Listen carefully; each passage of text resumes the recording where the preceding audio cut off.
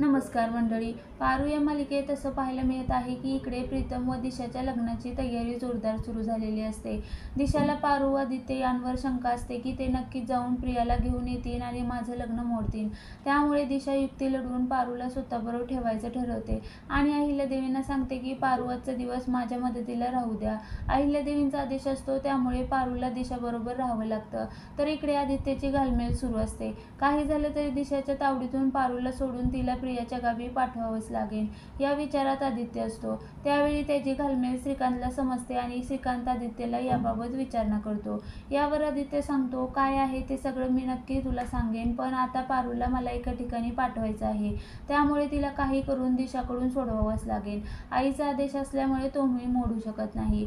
श्रीकांत ऑफिसच्या कामाचं निमित्त काढत अहिल्यादेवींना पारूला पाठवायला सांगतो. त्यानुसार पारू आदित्य बरोबर निघून जाते. आता आबासाहेब व अहिल्यादेवी यांच्यात 20 वर्षापूर्वी असं काय झालं, त्यांच्या नात्यातील दुरावा हा नेमका का आला, हे कारण शोधून काढणं आदित्यला खूप महत्त्वाचं वाटतं. पारू ही नेमकी प्रियाकडे जात आहे याची खबर दिशाला लागलेली असते. त्यामुळे पारू प्रियाकडे कशी पोचणार नाही याची दिशा व्यवस्था करताना दिसते. मालिकेच्या पुढील भागात असं पाहायला मिळणार आहे की इकडे करणला आदित्यने पैसे देऊन सगळे पुरावे घेऊन बोलवलेलं असतं, मात्र दिशेच्या सांगण्यावरून करणचा अपघात होतो.